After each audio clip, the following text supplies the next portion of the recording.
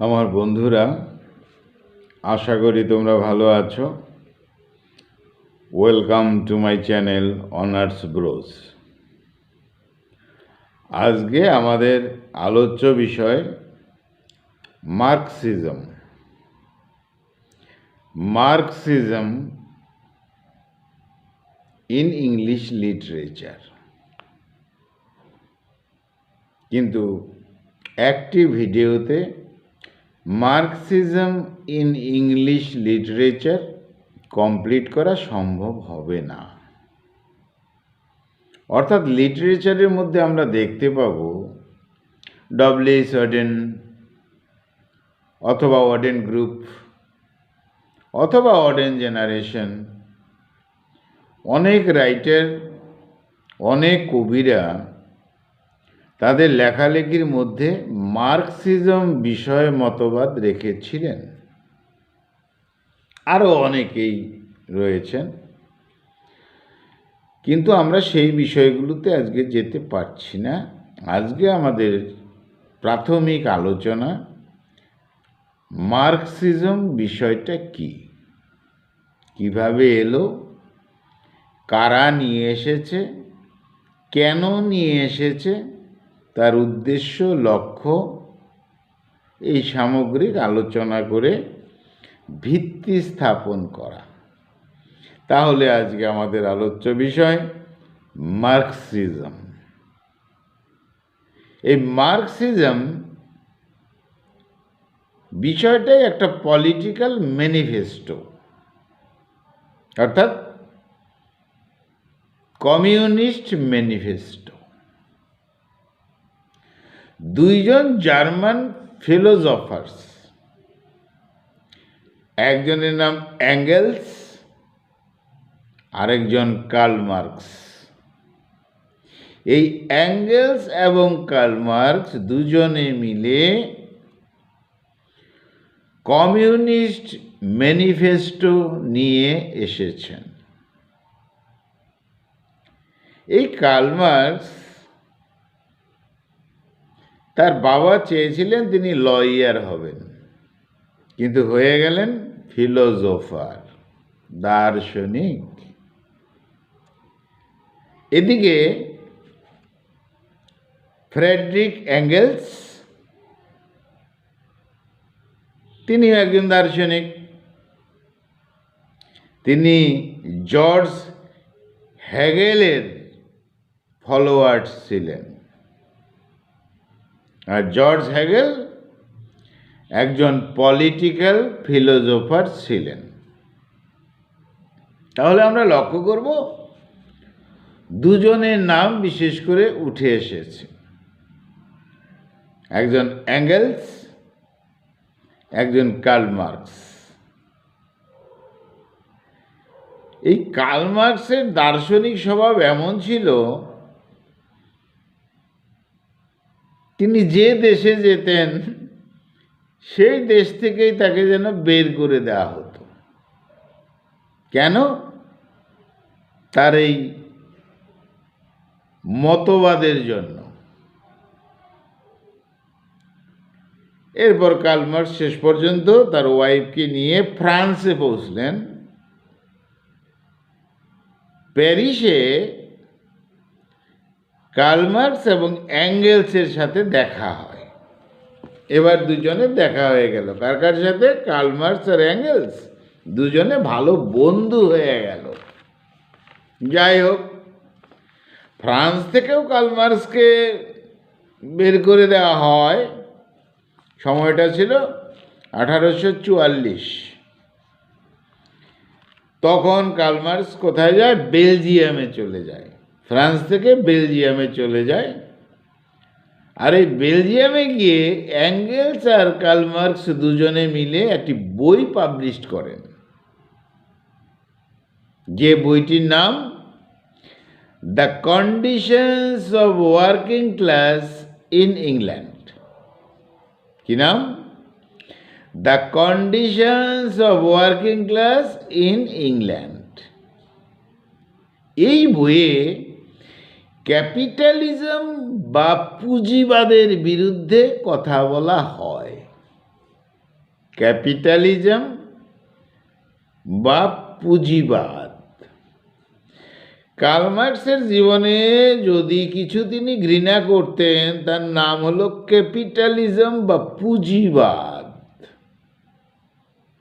কোনো ব্যক্তির অর্থ হবে, অর্থ হবে, অর্থ হবে, তার শুধু অর্থই হবে, অন্য কারো কিছু হবে না, অন্য কারো কিছু চিন্তা করার দরকার নাই সমাজে, এই ধরনের ক্যাপিটালিজম পুঁজিবাদকে কার্ল মার্কস ঘৃণা করতেন। যাই হোক, 1848 কমিউনিস্ট লীগ এই দুজনকে অর্থাৎ কার্ল মার্কসকে আর অ্যাঙ্গেলসকে বলে যে আপনারা কমিউনিজম অর্থাৎ কমিউনিস্ট ম্যানিফেস্টো নিয়ে কিছু লিখুন। কে বলল? 1848 কমিউনিস্ট লীগ, কমিউনিস্ট বলতে আমরা বুঝি বামপন্থা, সিপিএম, সিপিআইএম ইত্যাদি। যাই হোক, এটা আমাদের এখানে এরকম আমরা বুঝি। 1848 কমিউনিস্ট লীগ এই কার্ল মার্কস এবং অ্যাঙ্গেলসকে অনুরোধ করলো যে আপনারা কমিউনিজম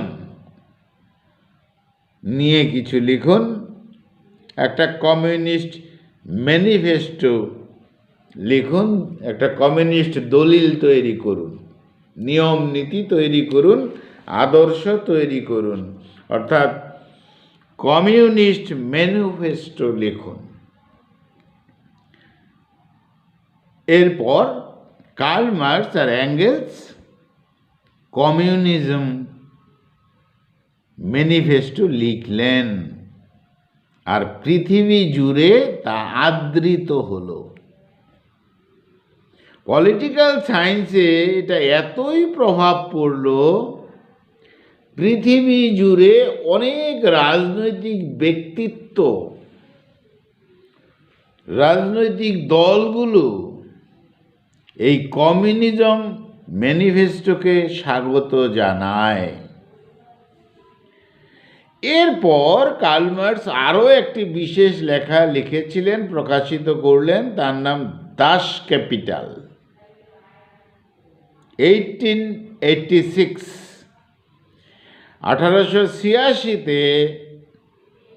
কার্ল মার্কসের মৃত্যু হলো, কিন্তু তার মৃত্যুর পর এই কমিউনিজম ম্যানিফেস্টো আর দাস ক্যাপিটাল ভিন্ন ভিন্ন ভাষায় প্রকাশিত হতে শুরু করল। তাহলে 1886 কার্ল মার্কসের মৃত্যু হলো। তার মৃত্যুর পর এই কমিউনিজম ম্যানিফেস্টো যেটা তিনি লিখেছিলেন, তিনি এবং অ্যাঙ্গেলস লিখেছিলেন, আর কার্ল মার্কসের লেখা দাস ক্যাপিটাল পৃথিবীর বিভিন্ন দেশের বিভিন্ন ভাষায় প্রকাশিত হতে শুরু করলো এবং রাজনৈতিক ব্যক্তিত্ব অনেকেই এটাকে স্বাগত জানালো। তাহলে বলাই যেতে পারে যে কার্ল মার্কস পৃথিবীকে কমিউনিজম শেখালো, অর্থাৎ সাম্যবাদী শেখালো। কে? Karl Marx. কমিউনিজম আসার আগে দুই ধরনের ইজম ছিল, দুই ধরনের মতবাদ ছিল। এক ছিল ক্যাপিটালিজম, পুঁজিবাদ, সোশ্যালিজম, সমাজতন্ত্রবাদ। তাহলে কমিউনিজম আসার আগে, বামপন্থা আসার আগে দুটো ইজম ছিল, দুটো মতবাদ ছিল। একটা হলো ক্যাপিটালিজম, একটা হলো সোশ্যালিজম। ক্যাপিটালিজমের মতে বলা হতো, কে কত অর্থ উপার্জন করতে পারো করো, কোনো অসুবিধা নেই, শুধু ট্যাক্স দিলেই হবে। কে কত কিভাবে অর্থ উপার্জন করতে পারছো করো, তুমি টাটা বিড়লার থেকেও বড় হয়ে যাও, আম্বানি আদানির থেকেও বড় হয়ে যাও। তারা ক্যাপিটালিস্টকে বিশ্বাস করেন কিনা আমি বলছি না, আমি উদাহরণ দিয়েছি যে এরকম অর্থবান হও। তো ক্যাপিটালিজমের মতে বলা হতো যে কে কত উপার্জন করতে পারো করো, শুধু ট্যাক্স দিলেই চলবে। আর সোশ্যালিজমের মতে বলা হলো সকলকে সমান প্রাপ্তি ঘটা প্রয়োজন, সকলের সমান সমান বন্টন হবে। আর এটার দায়িত্ব কে নেবে? সরকার দায়িত্ব নেবে। মানুষের মধ্যে সমবন্টন করতে হবে। কথা খুব সুন্দর। সোশ্যালিজম কথাটা শুনতে বেশ ভালো লাগে, কিন্তু এই ব্যবস্থায় মার্কেট থেকে প্রতিযোগিতা বন্ধ হয়ে যায়। কেউ বেশি মেহনত করতে চাইতো না, কারণ তাদের ধারণা হয়েছিল সমবন্টনে আমি তো পেয়েই যাব। এই ছিল সোশ্যালিজমের সমস্যা। আর ক্যাপিটালিজমের তো সমস্যা রয়েছেই, এক শ্রেণী বড় হয়ে যায় অর্থে, অন্য শ্রেণী দরিদ্র হয়ে যায়। যাই হোক, যারা কাজ বা মেহনত করত তাদের অনেকেই মনে করলো যে কাজ করার কি দরকার আছে, সোশ্যালিজম, আমরা তো পেয়েই যাব সমবন্টন, সরকার আমাদের দিয়েই দেবে। অতএব লোকজন নিষ্কর্মা হতে শুরু করলো। আর কম্পিটিশন যেটা ছিল, প্রতিযোগিতা ছিল, নষ্ট হয়ে গেল। তাতে দেশের ডেভেলপমেন্টও বন্ধ হয়ে যায়। ক্যাপিটালিজম বলাই হলো কে কত উপার্জন করা যায় করো, তাতে কোনো বাধা নেই। পুঁজিবাদ বাড়াও বাড়াও, অর্থ বাড়াও, তাতে দেশের বা দশের কি হলো এ দেখার দরকার নেই।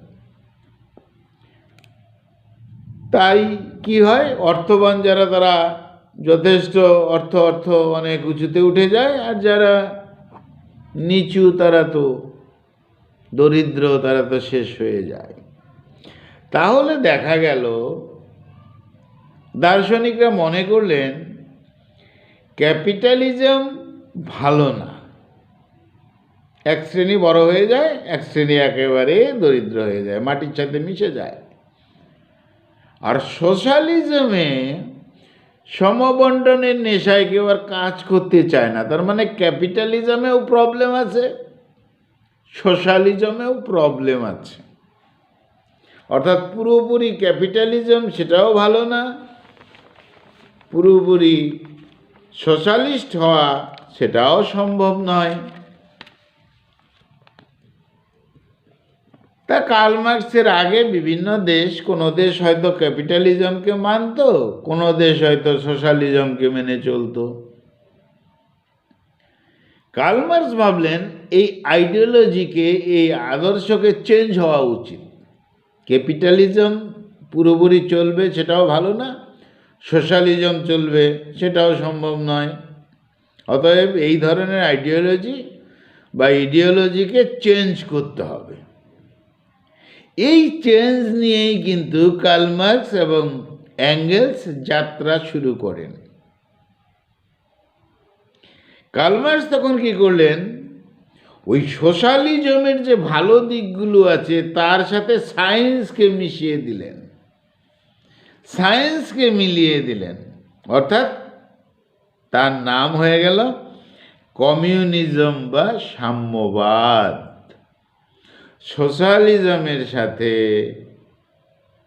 সায়েন্সকে মিশিয়ে পরীক্ষা নিরীক্ষার মাধ্যমে, রিসার্চের মাধ্যমে নতুন একটা চেহারা নিলেন। ক্যাপিটালিজমও নয়, সোশ্যালিজমও নয়, কমিউনিজম, সাম্যবাদ। কার্ল মার্কসের আগে অনেকেই এই কমিউনিজম নিয়ে কথা শুরু করেছিলেন, কিন্তু তারা শেষ পর্যন্ত বলতেই পারতেন না আসলে কি বলতে চাইছেন তারা। এই প্রথম কমিউনিজমের রূপরেখা হলো এই দুইজনের হাত ধরে, কার্ল মার্কস এবং অ্যাঙ্গেলস। যাই হোক, কার্ল মার্কস এই কমিউনিজম ম্যানিফেস্টোতে ক্যাপিটালিজম, পুঁজিবাদের তো যথেষ্ট বিরোধিতা করে এসেছেন। কার্ল মার্কস বলেন মেহনতি মানুষের কথা, তাদের ডেভেলপমেন্টের কথা, তাদের উন্নতির কথা, তাদের খাদ্যের কথা, তাদের স্বাস্থ্যের কথা, তাদের রোজগারের কথা, তাদের আশ্রয়ের কথা এবং কাজের অবসরেও তাদের কি হবে সেসব কথা। আর কি বলেন, মালিকের থেকেও শ্রমিকের স্বার্থের কথা ভাবতে হবে। মালিকের কথা অত না ভাবলেও চলবে, কিন্তু শ্রমিকের কথা, শ্রমিকের স্বার্থের কথা, মেহনতি মানুষের কথা ভাবতে হবে। আর ক্যাপিটালিজমকে ধ্বংস করতে হবে, পুঁজিবাদকে ধ্বংস করতে হবে। অর্থ হবে, অর্থ হবে, তুমি শুধু ধনী হয়ে যাবে, অন্য কোনো দিকে তোমার দৃষ্টি নেই, এই ধরনের ক্যাপিটালিজম চলবে না। প্রয়োজনে, কার্ল মার্কস কি বলেছেন, সাংঘাতিক কথা, প্রয়োজনে পুঁজিবাদী মানুষের অর্থ ছিনিয়ে নেওয়াও যেতে পারে। যদি প্রয়োজন হয়, যারা অর্থবান মানুষ অন্যায়ভাবে অর্থ করেছে, সেই পুঁজিবাদী মানুষের অর্থ ছিনিয়ে নেওয়া যেতে পারে এবং অসহায়দের মাঝে বন্টন করে দেওয়া যেতে পারে। এবার মনে পড়ছে, বামপন্থীরা ধনীদের থেকে, অর্থবানদের থেকে জমি নিয়ে গরিবদেরকে দিয়েছেন, অস্বীকার করা যাবে না। তাহলে এই নীতিতে কার্ল মার্কস কি বলেছেন আদর্শে, প্রয়োজনে পুঁজিবাদী মানুষের অর্থ ছিনিয়ে নে অসহায়ের মাঝে বন্টন করা যেতে পারে। এই নীতি ধরেই বামপন্থীরা এই কাজ করেছিলেন। আমাদের ওয়েস্ট বেঙ্গলের বামপন্থীরাও তাই করেছিলেন। যাই হোক, পৃথিবীর সমস্ত মজদুর, শ্রমিক এক হতে হবে, তাদের নিজেদের স্বার্থে, সমাজের স্বার্থে, দেশের স্বার্থে। টুকরো টুকরো কোনো দেশের শ্রমিক নয়, পৃথিবীর শ্রমিক এক হও, পৃথিবীর মজদুর এক হও। এগুলো আমাদের শোনা কথা, বামপন্থী ভাইদের থেকে এসব স্লোগান আমাদের শোনা কথা। শুধু মজদুর মজদুর থাকবে এমন হয় না। মজদুরের ছেলে মজদুর হবে, মজদুরের ছেলে মজদুর হবে, তার ছেলে মজদুর হবে, তার ছেলে মজদুর হবে, এসব চলবে না। পরম্পরায় মজদুর হওয়া চলবে না। তাদের উন্নতি, তাদের বাসস্থান, তাদের স্বাস্থ্য, তাদের শিক্ষা, তাদের উন্নতি করতে হবে। কার্ল মার্কস বলেছেন সমাজে দুই শ্রেণীর মানুষ থাকে, এক দল হলো শোষক, অন্য দল হলো শোষিত। শোষক শোষণ করে, আর শ্রমিক মজদুর যারা, তারা শোষিত, তাদের খালি শোষণ করে। কারা? ধনীরা। এসব চলবে না। আরো বলেছেন, রাজার ছেলে রাজা হবে, তাহলে তো শ্রমিকের সন্তান যুগ যুগ ধরে শ্রমিকই হবে। এ নীতি তো চলবে না। শ্রমিককে শিক্ষিত করতে হবে, তার সন্তানকে, তার বংশধরকে শিক্ষিত করতে হবে, তাদের মধ্য থেকেই নেতৃত্ব আসবে। ওই শ্রমিক শ্রেণী নেতৃত্ব দেবে। সমাজ গঠনে শ্রমিক শ্রেণীর যথেষ্ট শক্তি থাকবে, ভূমিকা থাকবে। শ্রমিক শ্রেণীকে তারা লিডিং দেবে, আর সকলের সমান সমান অর্থ উপার্জন দিতে হবে। অর্থাৎ মেহনতি মানুষের যে মেহনত নিয়ে, যে উপার্জন নিয়ে বৈষম্য হয়, সেটা চলবে না। আর একটি বড় কথা বলেছেন কার্ল মার্কস, ওয়ার্কিং ক্লাসকে ক্ষমতা দিতে হবে। যারা কাজ করছে, কৃষক, শ্রমিক, এই ওয়ার্কিং ক্লাসকে ক্ষমতা দিতে হবে, তারাই কোথাও কোথাও যেখানে দরকার শাসন ব্যবস্থায়ও তারা চলে যাবে।